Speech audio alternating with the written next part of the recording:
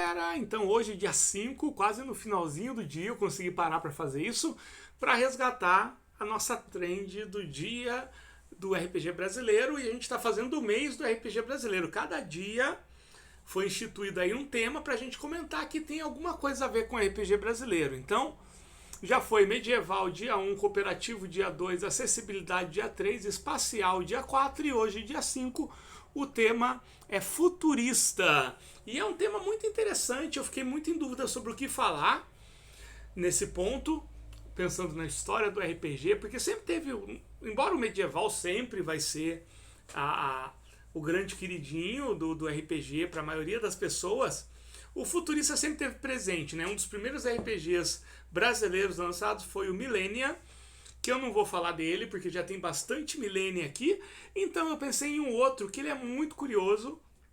Ele é um RPG que ele é muito lembrado, ele foi pouco jogado na época, eu não sei se tem alguém que joga ainda hoje em dia, e vou mostrar para vocês que diabo de RPG é esse. Né? Vamos ver aqui o que vai rolar, vai ficar um pouquinho invertido.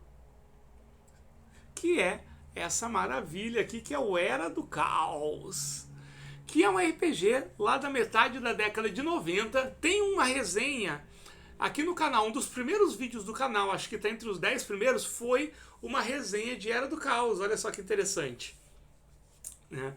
E o Era do Caos, ele era um RPG que lá na metade da década de 90, ele falava do futuro, e esse futuro era 2012, 2013, por aí. Ou seja, o futuro que o Era do Caos se tratava, ele já é o nosso passado. Isso já é bem interessante do ponto de vista do tempo da escrita.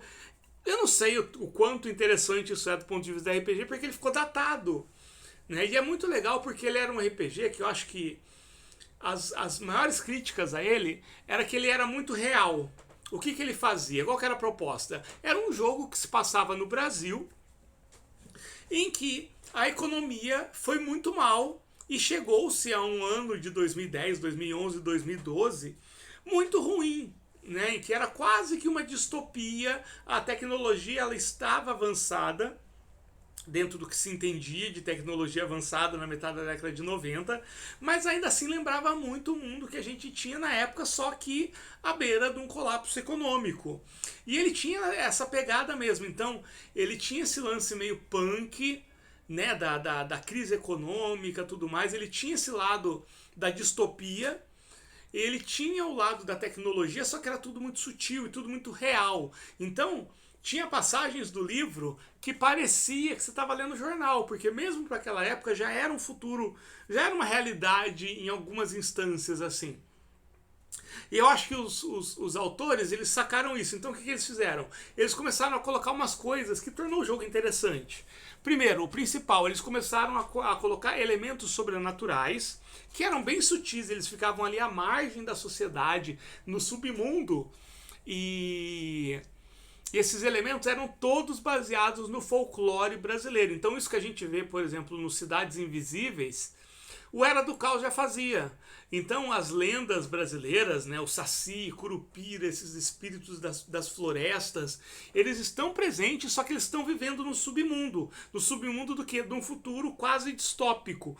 E pô, isso é muito legal, né? Isso é muito genial. Eu acho que talvez, por ter sido vinculado dentro do RPG em uma época em que tinha-se muita desconfiança ainda com o RPG nacional, tem atrapalhado um pouco o Era do Caos, né? Porque a ideia em si é muito legal, e outra coisa que eles colocaram, que tinha um lance meio de sociedade secreta. Então tinha as mãos invisíveis que manipulavam os eventos, então tinha um negócio meio Illuminati, que no livro de regra foi muito pouco sugerido isso. Eu acho que teria esse plano de lançar suplementos, mas que realmente foi um RPG que ele não engatou. Ele teve alguns suplementos que, assim, sonho de consumo ter esses suplementos, que tem os noturnos, tem um que era baseado no Corvo, né, uma pessoa que morreu com motivos pendentes e ela volta para resolver isso.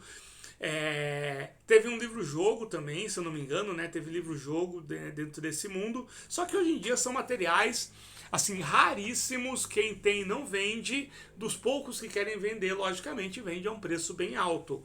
Porque é o que vale mesmo, né? Não tem o que falar. E foi um período, é uma passagem do RPG brasileiro muito interessante mesmo, né? Que o RPG, ele, ao mesmo tempo que ele tinha essa pegada, porque o mundo das trevas, o World of Darkness, do vampiro, do lobisomem, tava vindo com tudo. Então, cara, esse lance sombrio, gótico, tava muito em voga na época. Então eu acho que ele quis pegar um pouquinho também disso. O lance do futurismo, né? Só que eles tentaram fazer um futurismo pé no chão, que é muito interessante. Então eu acho que hoje em dia é muito difícil. Eu não sei se alguém joga, se alguém jogou Era do Caos nos últimos 10 anos, por favor, me diga aí, tá bom? O que vocês fizeram, se vocês jogaram nesse futuro alternativo de 2012, se vocês atualizaram. Mas eu acho que é um cenário, um jogo que ele merecia ser revisitado, mas não ser modernizado. Ele deveria ser revisitado no sentido assim, lançar isso para um futuro mais distante, para que a gente possa atualizar isso e colocar novos elementos, mas manter esse clima. Tá? Manter essa mesma pegada, assim. É um livro meio sem esperança, a verdade é essa. Né? E a diagramação ela era muito emblemática, porque tinha várias passagens que eram como se fossem escritas à mão. E realmente, assim, era meio que garrancho, você não conseguia entender. Eu lembro que tinha uma carta lá de uma moça que até hoje, eu tenho o livro, tá aqui em algum lugar, né? Eu tinha 2, aí eu troquei um em troco do Arcano com o Francisco, e o outro tá aqui, só que eu não achei aqui, tá meio bagunçado a minha estante.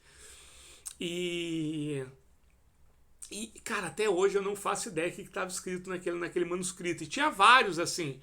Então talvez uma nova diagramação e tal. Mas é um ponto aí da história do RPG brasileiro bem interessante e que teve o seu valor e tanto assim, que é um jogo que foi pouco jogado.